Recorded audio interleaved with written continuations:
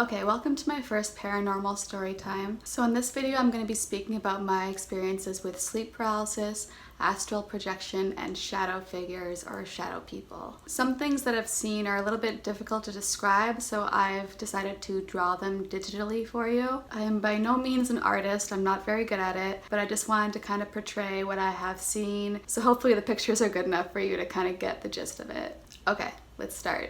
So it was around 2010, the very first time I ever had sleep paralysis. I was at a cottage with my ex-boyfriend at the time and some of his friends, and we were asleep. It was nighttime. It was about 3 in the morning, 2:30 or 3 in the morning. So I fell into a very deep sleep, and at one point I thought I woke up. I couldn't move my body though, but my mind was awake. I could see the room. I could see my ex to my left, and I could see his friend in the bed next to us to my right, and I could see the doorway in front of me. There was a strange aura that I felt. It felt kind of threatening.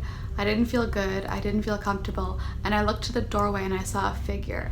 I couldn't really make out what the figure was. It didn't really have any discernible features that I could see, but as my vision started to get clearer, I could make it out. It was a woman standing there in what looked like a wedding dress. It was all torn up, the wedding dress. It looked like it had blood on it. And then when I looked at her face, it was so mutilated. She was standing there with her mouth open.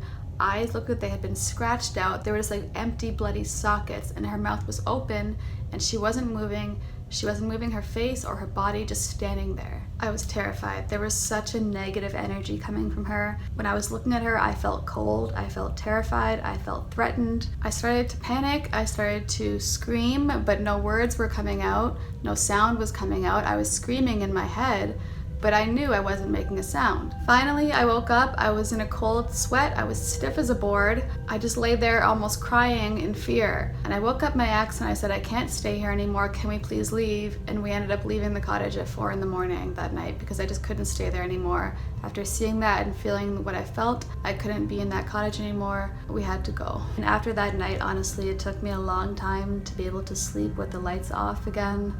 I did a lot of research after that into sleep paralysis to try to find out more about it because it was an experience I never had before and it was very, very scary, and I wanted to know if there were ways to kind of manage it if it does happen ever again. And while I was doing research on sleep paralysis, I kind of got into astral projection a little bit as well, and I was very interested in it. It sounded very cool. So I started trying to be able to do that, sleeping on my back to try to get back into that sleep paralysis, because I knew if I can get comfortable with sleep paralysis, I can master astral projection. And that was very, very interesting to me. So I started to do everything that I could to get myself into a physical space during sleep that I can do that. So I kept getting close to it during sleep paralysis, but I was never able to actually do it. Thankfully, there was no bad experiences that I had during these sleep paralysis incidents. So I kept getting close to being able to kind of astral project, but I never nailed it.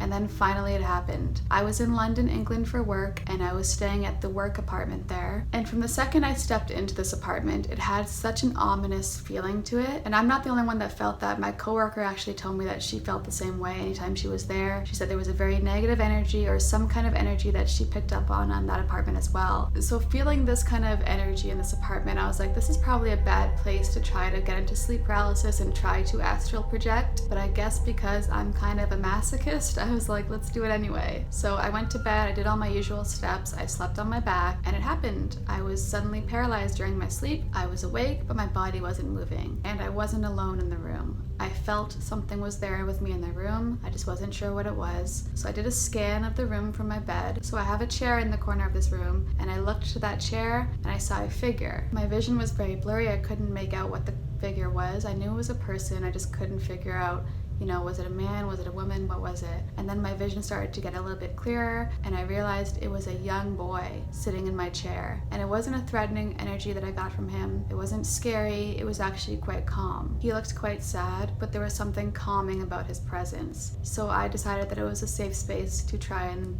astral project. So I remembered all the steps that I learned during my research on how to do it, and I went through them all, and it actually happened. I was able to do it this time. I floated up, I could look down and see my body in bed, and I could just openly explore my room while my body was in bed. So as I was floating around my room, I looked at the boy sitting in the chair, and even though he looked sad, he smiled at me. And that was such a calming feeling too. I can't describe it too well, but it was very calm, the smile that he gave me. So now that I felt safe, I decided to leave my room and go outside. So I actually floated outside of the apartment. I was looking back at my apartment and I couldn't believe that I was actually doing this. And I ended up exploring a few streets down from my apartment, a street that I had never been on before. And while I was looking at the ground, I saw a ring and a cigarette carton. Those are the two things that I noticed on the ground while I was doing this. I wanted to keep exploring and seeing what else there was, but I woke up. So in the morning, I left my apartment and I went to the street that I saw the night before. And I was looking for that cigarette carton to see if there's anything that I remembered from the night before on the ground to prove to me that it was real or whatever. I just wanted to see. I went to the exact spot where I saw the cigarette carton the night before, but I couldn't see anything. And as I was walking away from the street, I noticed something from the corner of my eye. It was a cigarette carton. And I was thinking, okay, these are a dime a dozen. People throw these on the ground all the time. Like, it's not weird to see this on the street here in London. So I bent down and picked up this empty carton of cigarettes. And as soon as I picked it up, I saw a ring underneath it. It was the same ring that I had seen the night before during my sleep paralysis. I kind of stood there in shock for a couple minutes. I didn't tell anyone, I didn't tell my coworkers. I didn't want to jinx my ability to do it, and I also knew that nobody would believe me. So after this incident, I had a few more situations where I was able to astral project again. It was always too quick, and I never got to leave my room before I woke up. And then came the incident that made me never want to have sleep paralysis ever again, never want to astral project again, never want to have anything paranormal happen to me during my sleep ever again. It was 2017. I had fallen asleep and entered sleep paralysis, and I immediately felt uneasy. I immediately felt like there was something threatening around me. There was a bad aura around me, so I started to panic and try to wake myself up. I looked at the door of my apartment at the time, and there was a figure standing in the doorway, and I immediately recognized the silhouette of the figure. It was the woman in the wedding dress. But this time she wasn't standing still. She was slowly approaching me in my bed. So I was in a full panic. I was doing everything I could to wake myself up.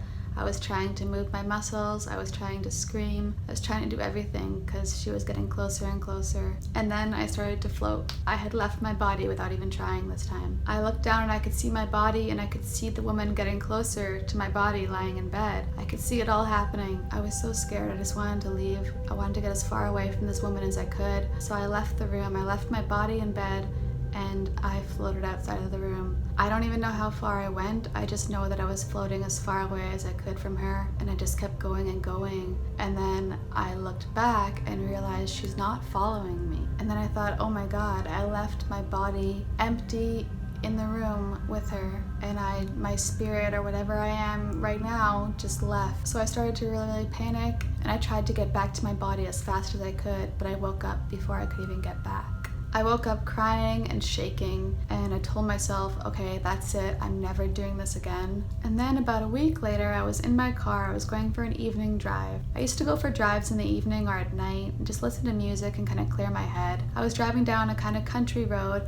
It was about 9 p.m. and I kept seeing things in the trees through the corner of my eyes, but every time I would look to see them straight on, they would be gone. I didn't think too much of it at first, to be honest, but then I saw them straight on. I saw them in front of me. They were a little bit to the right, but I could make them out exactly what they were, and they were human figures. They had no features, they were just kind of shadows, but they were definitely human. I eventually lost sight of them in the trees, but there was something about them that drew me to them, and I was so curious, I suppose, that I wanted to see if I could see them up close. So I pulled over on the side of the street and got out of my car. Very dumb, please don't do that, please. So the other day I actually went to the very spot that I first saw these shadow people. I wanted to film some footage there, so I will put that right here. So this is the first place I actually ever saw shadow figures during the day. So I actually pulled over a little bit back there and I started to walk up and down the street. And what really scared me is when I got to where I'm sitting right now, where there's a cemetery right there. And honestly, being here right now is kind of like I'm shaking a little bit because it's bringing back that same feeling that I had when I saw the cemetery and when I was so far from my car and I just felt helpless and scared and whew. Okay, so let me show you the cemetery.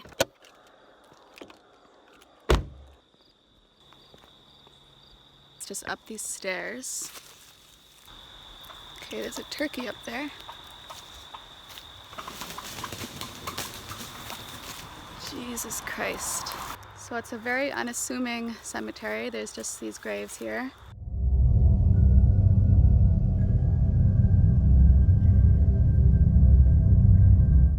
What really tripped me out was when I was driving, I saw about 6 shadow figures, and when I got here, there's 6 graves.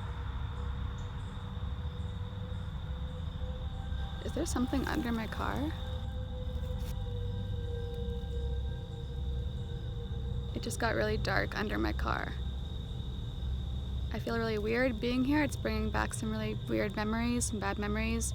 I feel very uneasy. I know it's not dark yet, but it's just being here is giving me a bad feeling, bad energy. So the dates of death are 1888, 1877. What are those sounds? So I don't know if the shadow figures were souls that were buried here or what, but seeing the cemetery after seeing those shadow figures really fucked me a lot. Okay, well, I think I'm gonna go. I feel very uneasy being here. It's bringing back memories that I don't want. So I'm going to go, and I'm hearing strange noises, and I'm just gonna go. So I just got back to my car, and my trunk was open. I didn't open it. The button on my car keys hasn't opened my trunk in like 6 months because this car key is like almost dead. So, whoo, okay, I'm fine. See, look, I'm pressing it right now. This is the button at the very bottom. I'm pressing it. Nothing's happening. The trunk is not opening. So I'm not sure what happened, but I'm gonna go home now. Going there honestly really messed me up a little bit. I got a very, very bad energy being there. Like I was doing something I shouldn't be doing, and that energy kind of followed me home. When I was looking back at the footage, I can't believe I didn't put 2 and 2 together while I was there. When I was at the top of the stairs looking down at my car, I noticed something dark under my car. I said, whoa, it just got very, very dark under my car. That's weird, because it was kind of light under my car. You could still see some light. I know that cars make shadows, but it was light under my car, and then all of a sudden a shadow took over and it got dark under my car. And then going back to my car and realizing the trunk was open, I don't know how I didn't think of that at the time, like that I had noticed something while I was up there. I don't know why I didn't put that together. I was just so scared when I came back to my car and I saw that my trunk was open. There's nobody around, there's nobody. I would see if somebody went to my trunk, and plus the keys were in my pocket. And then as soon as I got back to my apartment after going there, the first thing I noticed was my landlord's motorbike had fallen over in front of our building. So that was another negative thing that happened. And then as soon as I got into my apartment, the light flickered right as I walked by it. And then a couple hours later, I was trying to sign into my old Gmail account, but I couldn't remember the password, so I did that whole reset password thing. I couldn't make out the letters that prove that you're not a bot that you have to type in, so I pressed the sound button so I could hear it instead, and this is what happened when I pressed that button.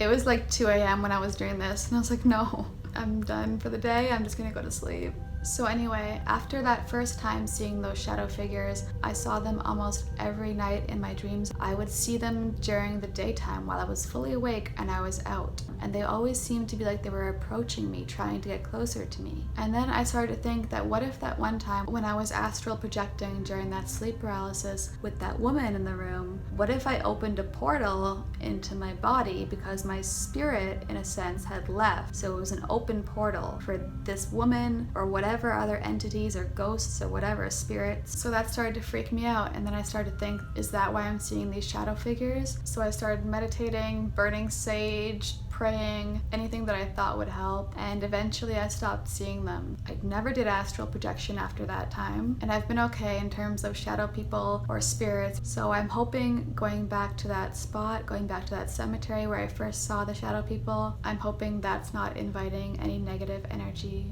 back into my life. But I guess we'll see, huh? Hope not. Fingers crossed, guys. Okay, so that's my experience with sleep paralysis, astral projection, and shadow figures. I hope you guys enjoyed this video. If you want more of these, I can definitely make more. I have a few more experiences to talk about. Leave a comment, let me know. Thank you guys so much for watching. I love you all so, so much. Bye!